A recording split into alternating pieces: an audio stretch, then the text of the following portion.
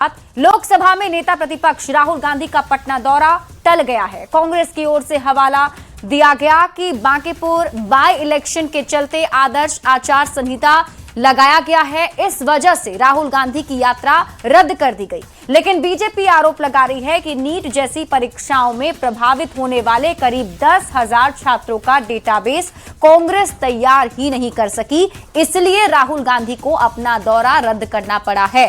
वैसे बांकीपुर सीट से प्रत्याशी उतारने का संकेत देने के बावजूद कांग्रेस उम्मीदवार का ऐलान न करने और अब राहुल गांधी की पटना यात्रा कैंसिल होने पर सियासत गर्म है। ये रिपोर्ट देखिए, फिर खबर तो समझिए।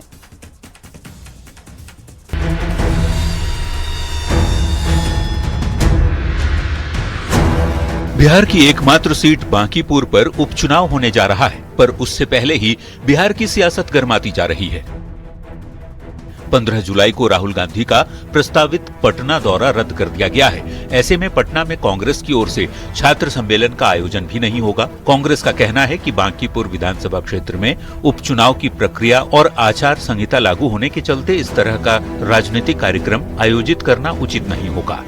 पटना में चुनाव की घोषणा हो गई और यहाँ मॉडल कोड ऑफ कंडक्ट लागू हो गया, लिहाजा प्रशासनिक व्यवस्था के मद्देनजर सहयोगात्मक रुख अपनाते हुए राहुल जी ने अपना कार्यक्रम कुछ दिनों के लिए स्थगित कर दिया है। आगे जैसे ही कार्यक्रम की घोषणा होगी वैसे ही जो है वो सबको सूचना दी जाएगी।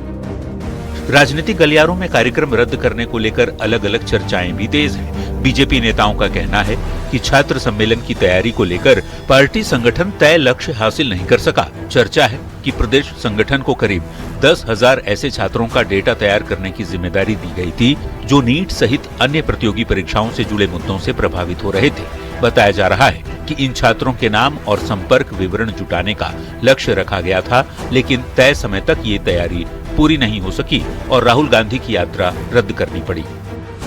दरअसल यात्रा कैंसिल होने का कारण यह है कि उन्होंने प्रदेश कांग्रेस की इकाई से कहा था कि 10,000 युवाओं का नाम, फोन नंबर, डाटाबेस बना के देने के लिए, और कांग्रेस बिहार में इतनी कमजोर हो चुकी है कि 10,000 युवाओं का डाटाबेस भी बना नहीं चुकी। मजबूरन राहुल गांधी को अपनी यात्रा कैंसिल करनी पड़ी।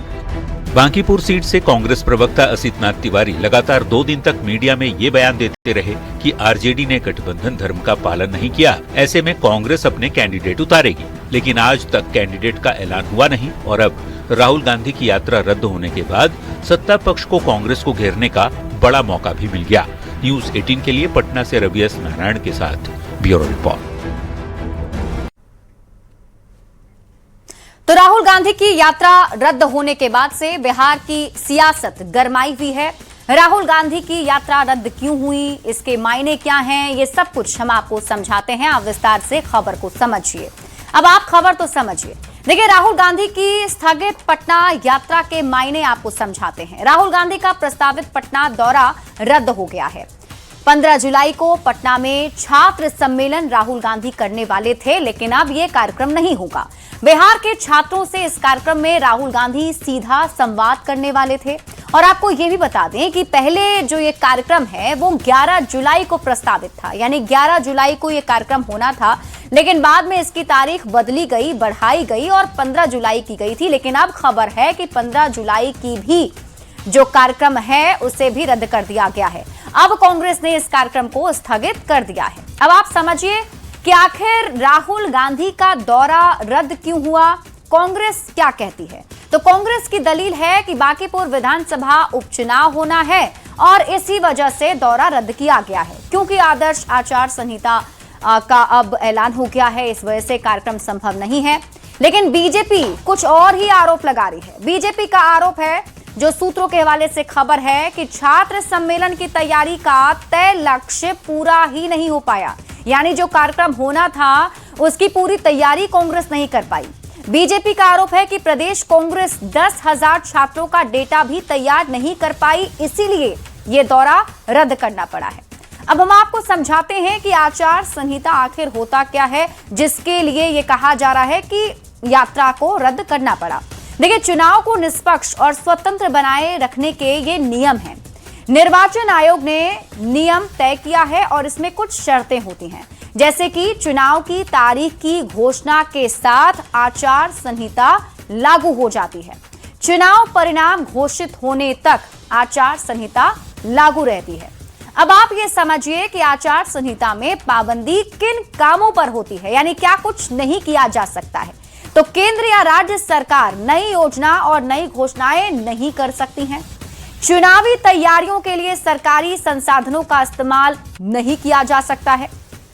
दीवारों पर लिखे गए पार्टी संबंधी नारे, प्रचार सामग्री हटा दी जाती है।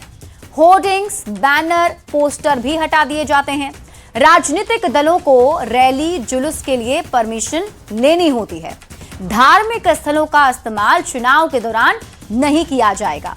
मतदाताओं को किसी भी तरह से रिश्वत नहीं दी जा सकती। तो राहुल गांधी की स्थगित पटना यात्रा को अब आप समझिए।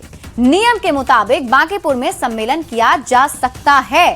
स्थानीय प्रशासन या फिर संबंधित निर्वाचन अधिकारी से पूर्व अनुमति इसके लिए लेनी होगी। बांकीपुर विधानसभा से बाहर भी पटना के दूसरे हिस्से में कोई प्रतिबंध नहीं है, वहां ये कार्यक्रम हो सकता था। लेकिन राहुल गांधी का दौरा रद्द करने के लिए आचार संहिता का बहाना क्यों बना रही है कांग्रेस, ये सवाल बना हुआ है।